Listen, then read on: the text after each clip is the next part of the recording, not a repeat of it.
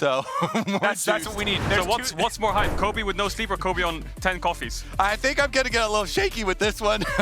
Let's get into the picks and bans though, baby. Yuumi right off the table. Love to see that. And Nami as well, right? Just to deny the Lucian Nami from Hans, right? His Lucian was phenomenal against that one. He almost solo carried the game. The next biggest point of contention is MF, so C9 are gonna first pick Leona for it. And I think it's great that both of them are focusing on the bottom lane, because that is going to be one of the biggest determining factors for these two teams. You mentioned Hans. This man has been playing out of his mind. I think best player on this team so far performing in group stage. Going to be very big for bottom side control of the map. But here we go with the early Rise. Interesting early Rise denial if they do decide to lock it in, to deny it from Perkz, who's got 2 Rise games. Obviously, he was split pushing a lot against FPX. You know, they could have won the game perhaps, but a lot of happy little accidents is what we'll call it.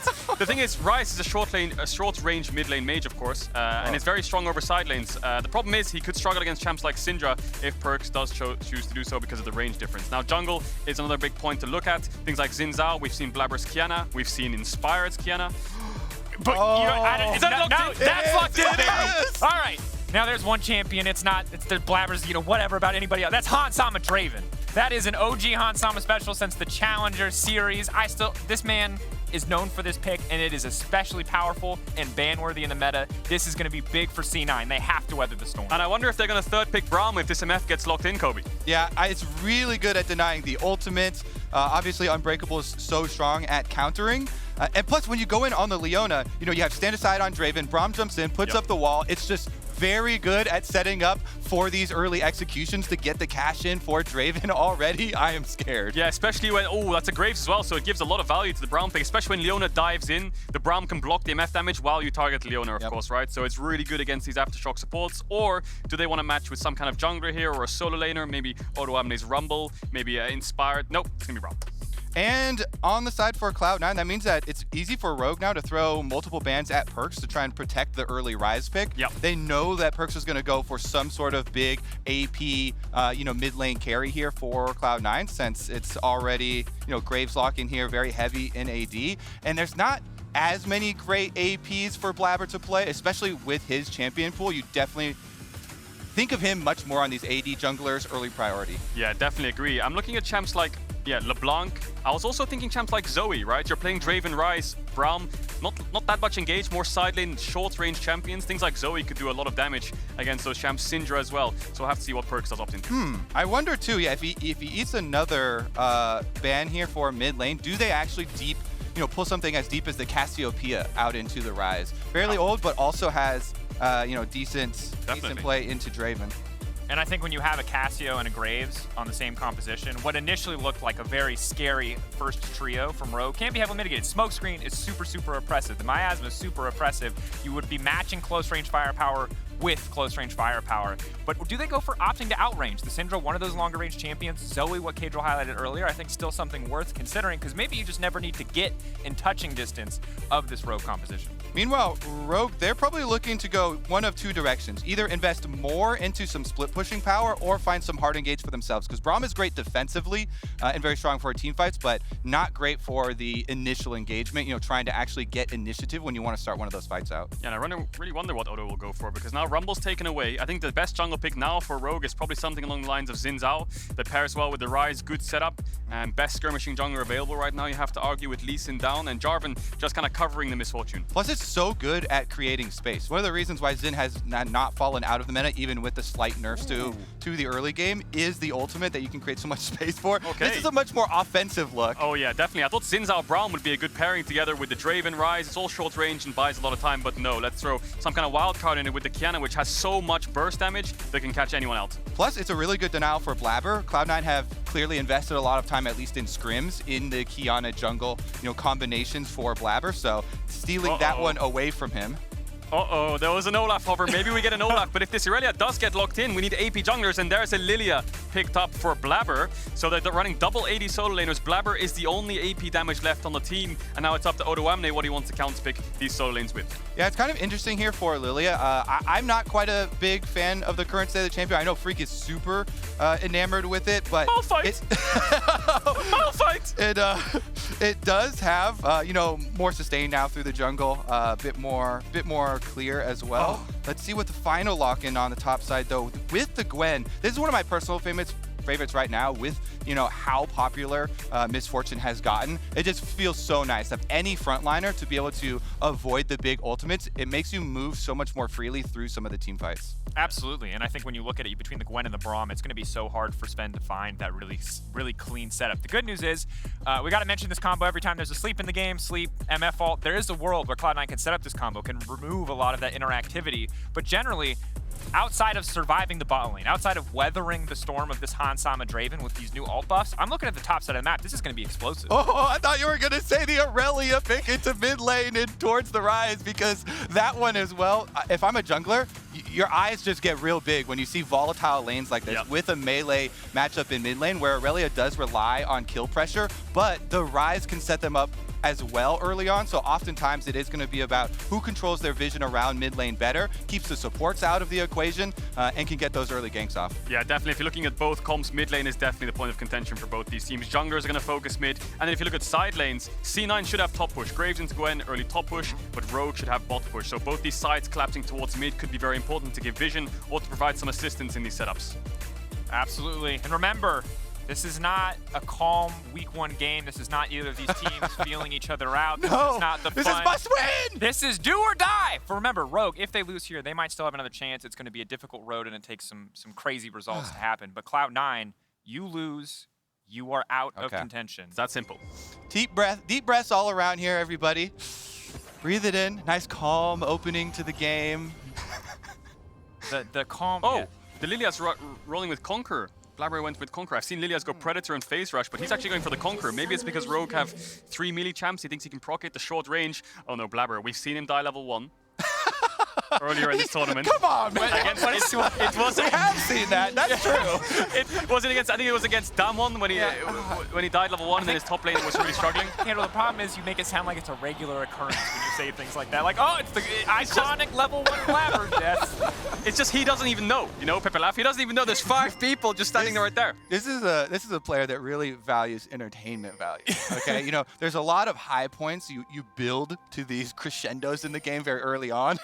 You know, is he going to die at level 1? Is he going to die at the second crab, the first crab? You know, just keep checking the boxes. All I'll say is we had a nice long discussion about Olaf Brain, and I just want to see how Lilia Brain stacks up to Olaf Brain. That's my big question, because I see the high highs, the dreams of multi-target sleeps. You know, you've got these kind of tank burning damage and sustain package, and maybe, a cheeky level 1. But look at Rogue as well. They have a level 1. Draven Braum level 1 is incredibly strong. Blaber gets spotted out on Raptor, so now they can move to red. The problem is, Blaber will be on Raptors in their eyes, but they're going to see him now. 3v3, level 1. Braum passive, ludicrously oppressive in the first few levels, and Draven level 1 with Halo Blades also very, very strong. C9 smartly just going to walk away here. A lot of times when you get invaded like this, you should, especially if you're a big AoE champ like Lilia, just immediately go for Raptors, try and get the level 2 advantage so you can punish them afterwards.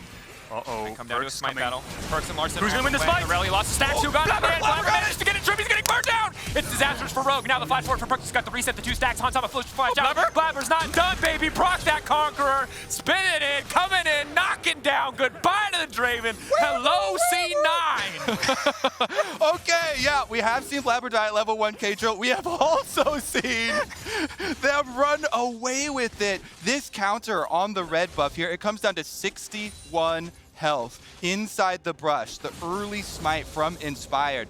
And these level 1 invades, they all depend on which jungler is getting the smite, getting the level 2. Yeah, the thing is, it was a 50-50 because Rogue saw Blaber go to Raptors. Blaber was starting the Raptors on purpose to force Rogue to do the red. He got his passive stacked up, he ran down, won the 50-50. Now, Kiana level 1 is terrible. The clear without a leash is awful. If we could put the camera on Inspired right now, he's almost dead, has no potions, and just has smite up, and he's level 2. Blaber ran through mid after doing red Raptors, and he's taking his top side. Inspired is going to be so far behind. Yeah, I love how the observers overruled you, and they're like, well, guess what? The Kiana's also losing the red quadrant of the jungle. Sag. Yeah, the Draven's also losing. Look at his HP, he has no potions. No. Can he even do Grump? I'm not sure. So this is a good time to talk about our first talking point supported by Graphical Aid. Blaber versus Inspired. Never mind. 5G ulti, we'll get there, Verizon, don't worry. But Blaber versus Inspired, these guys a bit all over the place across the group stage so far. But you can see that Blaber a little bit more active, Inspired a little bit more farm heavy. And sadly for Inspired, it seems like he's just going to have to be the one who's more farm heavy. Sometimes it can be very frustrating as a jungler who's on the winning end of this because you are taking away all options from Inspired, but he can be forced into forced into ganks off Wait, the other Blaber's dead. He's dead. Oh my What's happened? Kobe, you called it. He's here for the drama. He's here for the entertainment. Blaber, did he take it away? Oh no! Oh my god! Oh my god! At least he's changed up his arsenal can't from even- MSI, right? MSI was a crap. Now we've seen level 1 red buff and now top dive. This is a very serious high stakes game. I'm glad I'm here with you boys for this, but honestly, what are we watching? He's gonna lose top crap as well. Okay, so it's kind of feels okay to laugh at because nobody got the kill gold, but in light of Inspired now catching up in the jungle, it doesn't feel as funny for Cloud9 fans. It definitely feels good for Inspired, because I was about to bring up the point where you've already been denied 3 quadrants of the map. He's so far behind, and yet he has no health to do any camps except scuttle crabs. and he gets both. Look at Odo, he got a lot of XP from that. Yes, he didn't get a kill, but he got the XP for the kill, I believe. So he's just naturally been given more XP in the top lane. First, remember a big part of the win conditions here for Rogue are the scaling options. Ryze and Gwen scale like monsters. These AP threats for the side lanes. Gwen can also be a very effective team fighter later on too. So any help in scaling towards these champions definitely changes the way that we're looking at the early game. And we've got this coming in from the Verizon 5G all chat. Mr. Sillyhead, fantastic name. Long have we waited. C903 looking faded. Group A overstated. Miracle Run activated. I like it. Oh. Blaber Tower Death also activated, but Perkz little outplays here is going to try to find something. Firing back though, passive fully stacked. Blaber in the area. Rally with a deceptively large amount of sustain if you can get a few more Qs in here, but it's just going to be a trade back and forth for Poke. Blaber hovering around to make sure that they can't fully lose out here on the sky. Oh my. Playing with fire. What is happening? Oh, he's trading 1-for-1. Outplayed. Larssen now running away from the Lilia, but the Lilia's Proc Conqueror, and they're going to absolutely murder him. No, they're backing away from each other. What? I, for one, am so surprised that the West didn't win any games yesterday with plays like this. Let's go. The kills traded back and forth at the tower. I mean, the only real thing I can say behind that is maybe Perkz was trying to bait them into some kind of dive with his W, because he held it for so long, and then when they commit, they're TP behind both. Behind. If Hansama gets a kill here, it's going to be big. He's got a few stacks under his belt. That's going to be looking for 3 and 4 on the concussive blow stacks. That should be Zven going down. Vulcan, there's nothing he can do on the Leona. Zven is going to now not make it out, just barely. Vulcan now getting burned down, taking so much damage going down, and Hansama wants to trade 1 kill back. Hansama cashing in. This is huge for Rogue, as we mentioned in the setup, as we refocus on some of the champion select and where they wanted to play the game from without all the craziness. Yeah. Remember the whole game plan for the Red Invade. This was all based off of Rogue trying to set up for bottom side focus. And with all this craziness, it's actually good that they have retained that focus. Okay, back to the Draven. Get some shutdowns here for Hans. So let's go back to the mid play, because Perkz didn't have stun because he used it to peel onto Inspired. He Qs away, so now Blaber's running away. I think Larssen's waiting for his W and they want to crash the wave. But then Perkz goes back in here. Yeah. And he doesn't have his stun up just yet, I believe, but he has his W. So when Inspired goes in, he saves it for now. I wonder if he's trying to bait some kind of dive because Inspired has no flash. In the end, it's just a 1-for-1.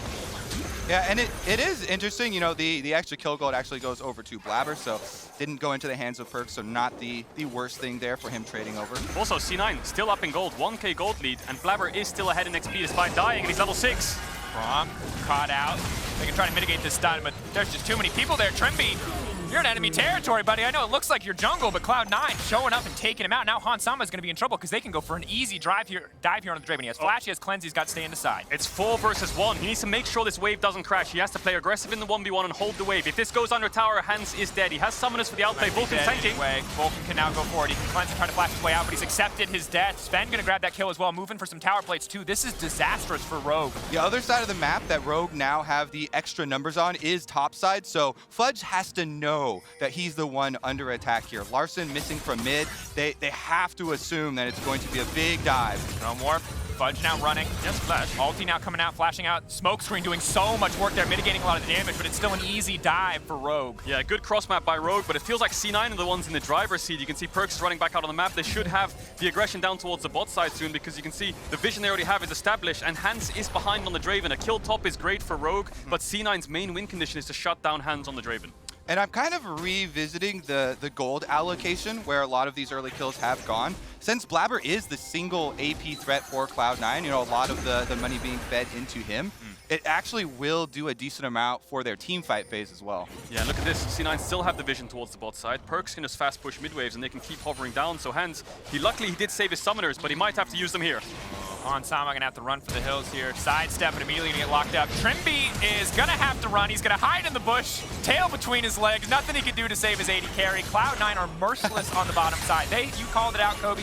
They see it. You want to play through bottom, we're gonna throw all our advantages there to make sure it cannot happen. And there's always a seesaw effect in League of Legends. When you commit 4 people down bottom, of course top side of the map has to be victories for Rogue. They have to trade the other objectives up there. So immediate start on the Rift Herald there from Inspired. They will pick that one up. It's still a super beneficial focus from Cloud9. Another successful play on bottom side means more turret plates for Zven, more jungle invades from Blaber. And deja vu there as Trymbi walks past Blaber on the Wolves. Blaber's taken Inspired's bot side respawn 2 times now, so he's getting really far ahead. Will almost be 2 levels up, I think. Zven has gotten almost 4 plates in bot lane. Look at the cross-map trade. Rogue haven't even got at a single plate top. They've only killed Fudge once. And the thing is, you have to be so scared already of the very fed Aurelia and the very fed Lilia. Not a word I expected to be saying today, or phrase.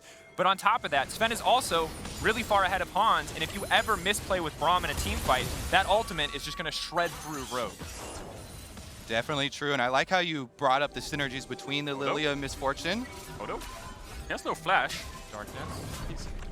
They've got eyes on him. Go for the auto. Can leap over the wall, but Perkz is in the area. Has already burned the W2. He's going to go to sleep. Good night, Odoamne. Just going to get burned down. Rogue are falling apart. Cloud9 are just finding picks left and right. Yeah, and I have to give massive credit to Perkz this game. He's practically everywhere. He's up 2 CS, yes, but he was diving bot twice, and now he's on the top side of the map. Him and Vulcan are just moving up and down the river so well, and him and Blaber have 100% kill participation. Exactly, and I love the key point there because so many people, us including, love to meme on Blaber from some of the big plays of dying early or getting caught in jungle, but he also has those high highs. Very aggressive, following up on the early invade and the lead that he got.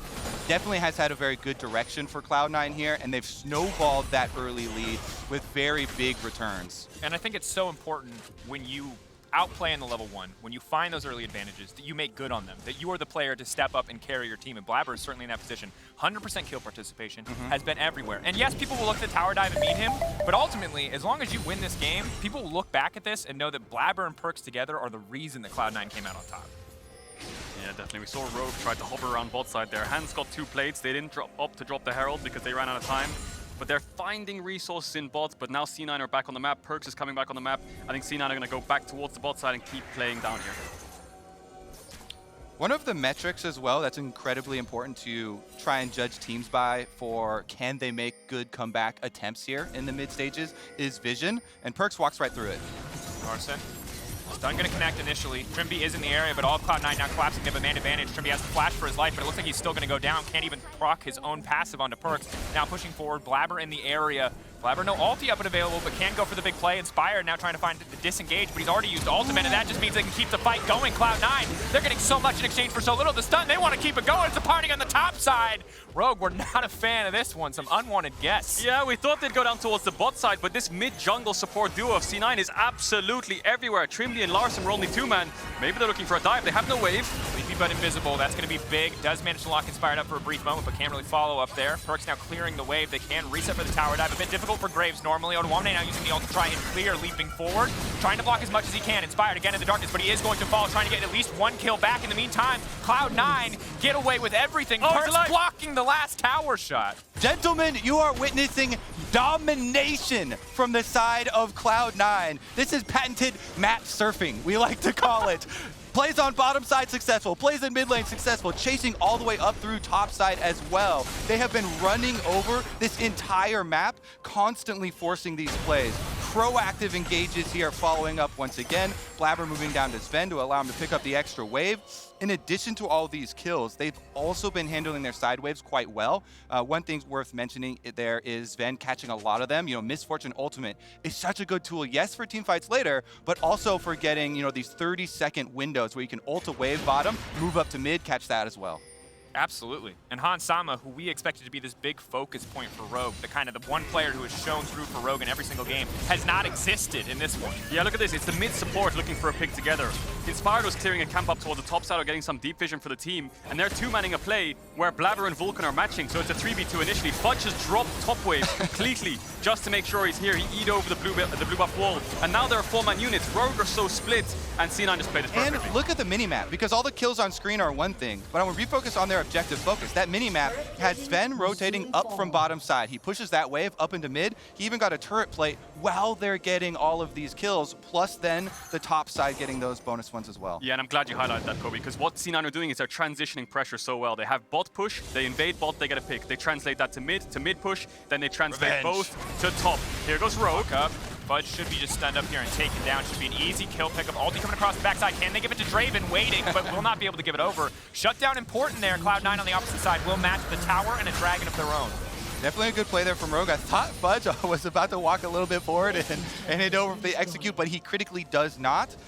Definitely what Rogue want to do, though, trade different sides of the map. They're completely out-itemized right now because there's such a heavy gold lead. So that was basically best case scenario for them, getting the trade on towers plus a kill. Yeah, exactly. And when you're behind, especially like 5k gold down almost, trading evenly is always good for the losing team, right? Rogue trade towers, they trade a kill for a dragon. So in the end, when it's a first dragon, we'll take those, right, Rogue? It's an even trade, but C9 needs to make sure they're forcing more. They need to play on more lanes. Now you'll see C9 play mid to top. They've got top tier 1 and mid tier 1 as their next point of contentions with this next Herald coming up, and that's where they're going to be focusing. Rogue will start to lose out on these cross maps the longer the game goes, though. An incredible credit to C9 for having such a dominant early game from the level 1, punishing Rogue, transitioning that across the map, some incredible plays, and that's right. This is where we now evaluate them, because remember, while this is an elimination game, if C9 want to make it out, they have to keep winning, which means we need to not just see a good early game, we need to see a flawless mid game, we need to see a clean win if they want to make it out of this group, if they want to contest FPX as the second seed. Yeah, because usually when you see the team that has such a heavy lead in map control, they basically set up taxes for any sort of trades that go on. They're like, okay, fine. If you want to push on top tower, then we're going to get, bottom side as well as your whole jungle, as well as, possibly a dragon or objective or something like that. So when you can get those even ones, it's a very big one. You see C9 overloading on top side. Meanwhile, they already pushed on bottom side as well, so you don't get that, even throw back there from Rogue. Here's the sweep around, though. You're completely right, though. Perkz pushed in bot, as we saw on screen, and he's moving mid now. C9 going aggressive. Up, knocked down. Do they know the MF is coming? If he uses the W too soon, the MF now coming down. Can they make it out of this one? Blaber now stepping forward. Ulti is going to go in onto the Gwen. She should be all right. Healing up. Will be fine and walk away. Vulcan going down there in the end. Yeah, confusing play from C9, I have to admit. Maybe they didn't expect that many members of Rogue being there. They had the tower. All they had to do was push the wave in and go to Herald, take Herald, and Herald mid. That's 3 out the tower straight away. In the end, they do lose a member. It's not going to be the end of the world. Vulcan does die. 1 pick for Rogue, but again, the cross-map trade. We talked about 2 lanes they're playing on. Top and mid, that's going to be 2 tier 1 soon. Maybe Larssen can trade for this bot tier 1, but Perkz has been moving around the map beautifully. Yeah, definitely the setup has been really clean there from Cloud9. You mentioned the multiple objective victories, and yet when you are in this position, you can't help but start to count these little pieces that you're throwing over. Kill here, kill there does add up as far as comeback potential. And if we refocus on the composition from Rogue, they do have some very high damage output outs for later in the game. If they can enact a split push, you've got your scaling Gwen, scaling Ryze, and Kiana has plenty of burst damage to try to set up picks. And we saw that against FPX, right? Perkz was the one who was really far ahead on the Ryze. He could match absolutely anyone. The problem is he was over pushing sides, getting collapsed on while his team wasn't on the map to actually do anything. This time around, instead of forcing a bot tier 2 or trying to dive Larssen, pushed out bot bases, moves mid. He's covering plays that C9 could lose out on while they make plays on the other side of the map, instead of playing as an individual. Certainly what you want to see, again, development coming into week 2. Because remember, this is not the week 2 of old where you have an actual week to prepare. They've had 24, 48 hours to find their footing, and to immediately play an elimination game as your first game of the day is incredibly difficult. As a North American fan for every year of competitive play, I'm happy to hear that this is not the week 2 of old, because that has never gone well for us. Can I just say, C9 is playing beautifully, right? No one's top, they're dropping top side, they pushed in mid, moved bot, this is a tier 2. Now they can move back to mid and take the tier 1 mid. Like, they're playing on 2 lanes so well, whereas look at top side for Rogue. They just pushed in a wave. That's all C9 have lost. Yeah, they've done such a good job this game of snowballing off of that early lead. And again, as we've set up so many times, with moving immediately back out onto the map to the other side to then set up your next objective. And then they're able to chain these, pushing out the wave, rotating over so that they can keep pressure on multiple lanes. And the thing is, at this stage of the game, even if Cloud9 don't play flawlessly, they're so far ahead that they're going to find so much leeway in plays. And I expect them to play well, don't get me wrong, but Perkz is already 2 items, it's 18 minutes. You know what I mean? He can make a mistake and still probably win a 2v1. The same might even be true for Blaber, already completing the Mythic, already completing the Zanyas. It's going to be so hard for anyone on the side of Rogue to find these picks or get these big shutdowns. Especially when you're kind of face checking with 3 melee champs and 2 short range champs into Lilia, Leona, MF. It's going to hurt. The thing is for Cloud9 too, today they have to remain so focused, not just through the end of this game, but then they match up versus FPX right after it as well, and will need to continue to win games, continue to play cleanly through all stages if they want to make that miracle comeback. Yeah, definitely. This is the first step to a miracle to get that comeback, like you said. And Fudge was pushing in top there. You can see Trymbi moving up, Inspire moving up. He obviously started to back off Fudge, but he needs to not get caught here because they're playing bot side. He's playing with fire a bit here, trying to take away his own Grom. But look at bot push for Perkz. Drake's coming up soon. Mid tower should be a free objective for them. His job here is just to use his ult on this wave, maybe just QR it and make sure Rogue can't push. Rogue not even feeling confident enough to go for a dive or try to force there. Of course, creeps quickly deleted, and now it's just going to be pretty much a free dragon. Rogue trying to contest that feels like it just would not be a winning proposition. Is now mid lane is also opened up on top of the dragon. We talked about slightly unfavorable trades being Cloud9's goal, even trades being Rogue's goal, but now it just feels like everything is hugely favored in Cloud9. Well, yeah, and the problem for Rogue here is that since Cloud9 have the advantage, they get to decide which side of the map they want to control, and the objective timers are desynced. Dragon is up. There's nothing on the top side for Rogue to get, so there's nothing for you to try and force a trade on. You can see at tower, all Fudge has to do on Graves, one of the reasons it's so highly prized, very versatile, wave clear is there, and Cloud9 don't have to overcommit any resources to pick up Dragon number 2, because it would be so crazy for Rogue to try and walk through all of the enemy vision. Yeah, definitely. The game's in C9's hands now. We've said that before against FPX and Rogue. The only real way you can think of a comeback is doing what FPX did. Rise ult the side lane when Perkz is pushing up with Odoamne there and look for the 1v2. Like you said, Dracos, maybe there's a chance he can win that 1v2. Maybe there's a chance Fudge can TP in. C9 just needs to control the top side of the map right now, and it's all about Rogue just being reactive.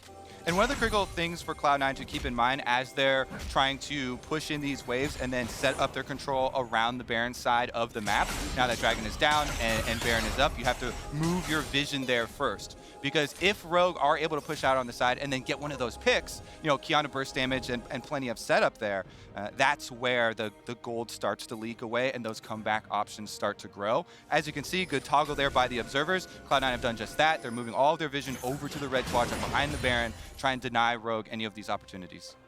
Love the slow, controlled setup. Again, Cloud9 don't need to risk anything here, so playing it out diligently, so crucial to make sure they can close it. Because again, for Rogue, you're waiting for that mistake. You're waiting maybe for too many people to group in a Dragon Pit or a Baron Pit, so Inspired can get that perfect ulti. We've seen a lot of games where it's come down to maybe disrespecting some of these big AoE teamfight ultimates that can be the game changer. But that said, hyperscaling was one of the things we brought up initially. Feels hard to really sell it at this point when the Aurelia is building towards Wit's End already, third item, but there is always a world where Ryze, yes, short range, Gwen, yes, short range, but can be monsters that can take over these skirmishes or fights. Yeah, definitely. C9 just trying to push Rogue out of the top side for now. The problem they have, C9, is their Baron is not that quick and there's not that many people to tank it, right? So if they just commit to a full Baron, it's very hard to stop Rogue from entering because they don't have as much turn unless they have Leona kind of out of the pit. But then you might struggle. So Rogue are starting to build towards these 2 items. The problem is they're losing all 3 lanes. C9 just need to not overextend for a tier 2 and look for some kind of random 5-man siege. That turn is exactly what I'm looking at, because you mentioned the Leona and the Lilia, and one of the big things for late game Lilia that I always like to do is try and set up your wards so that you have long corridors to throw the seeds down. The Swirl Seed has a decently low cooldown now. That was one of the buffs to the champion. So towards late game, you just kind of go fishing and see if you can tag somebody to set up one of your ultimate combos. Go fishing. Exactly. You go fishing with your seeds. If you tag somebody, oh, we got a bite. You put them to sleep and Misfortune ults over while everybody else collapses. All of that damage and the long range of Leona ultimate does mean you can reel that fish in. As long as it's not a 10-man sleep. Exactly. You have to have the follow-up. Oh, Inspired! There we go, Inspired right into the wall. That's going to be 3 members locked up. Instant wombo combo. Vulcan going to get shredded down, but Zven on the backside. Huge damage back! That Brahmi was useless. Larssen, can they turn it back though? Fudge now in the midst of the fight. So much healing, so much sustain, but Rogue finally finding some kind of opportunity. Odoamne will be sacrificed, but it's something positive for Rogue. Oh, Inspired found one window of opportunity in their own vision for a 3-man ult. The problem was the Draven ult didn't connect as much because of the stopwatches. The Braum follow-up was a slightly bit too late, and then Zven just took over that fight. Yep, you can see it in Rogue's eyes. They're just waiting for some opportunity to jump on for a comeback. And so they take one of the risky plays to try and find this pick, but Cloud9, huge victory here. Very good punish. You see the flashes over to disengage there, and they're able to turn around. Reward is a Baron, which pushes ahead, you know, the way that they can end this game so quickly. Yeah, and as we see in the new Axe Effect replay, Inspire just pulls the trigger instantly. Stopwatch comes out from Blaber though, and then Zven on the backline. Yes, Trymbi has to stop the barrier up, but it just eventually runs out of time. He stopwatches, Hanses against Perkz. He has to flash out. Odoamne TP's in, but there's really not much he can do here to save the fight. He's won before, and he ends up falling too. Yeah, the Aurelia, there's a reason why you kept on bringing up every kill that went to the Aurelia on in the early game. She gets so tanky later on that you can zone these entire team fights. Gets to split, basically, the lines of Rogue and break up that combo. You know, you said forcing the flash there out of Hans, and since they burst down Inspired after his ultimate, no more damage left.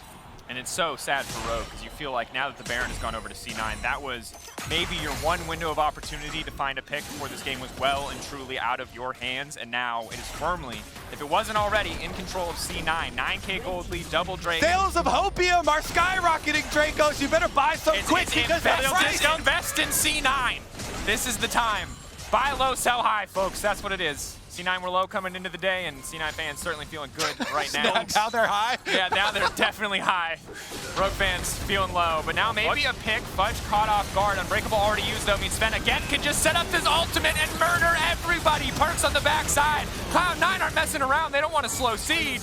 They want to absolutely throttle Rogue. It's just running them down. Ansama, no room to maneuver. Perkz gonna let him go, but it's out into enemy territory. Has to walk away from his own base just to get in on this one. And Cloud9, complete dominance from the level 1, snowballing it cleanly through, and now the Baron feels like the final nail in the coffin. This keeps the group interesting, my friends. Cloud9 with one of the necessary wins here. Yeah, Rogue had no wave clear, so they tried to get the fight. C9 just dived them. They take the win. 25-minute win for C9 over Rogue.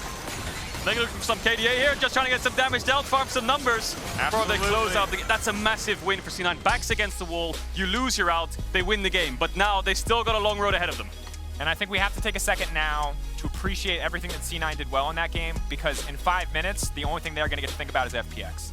The opponent that stands in front of them. So for now, what we can say is Rogue, they made a mistake at level 1. Cloud9 absolutely outplayed, punished, moved across the map. Yes, Blaber did die to a tower, but let me tell you, Rogue died a lot more in that one.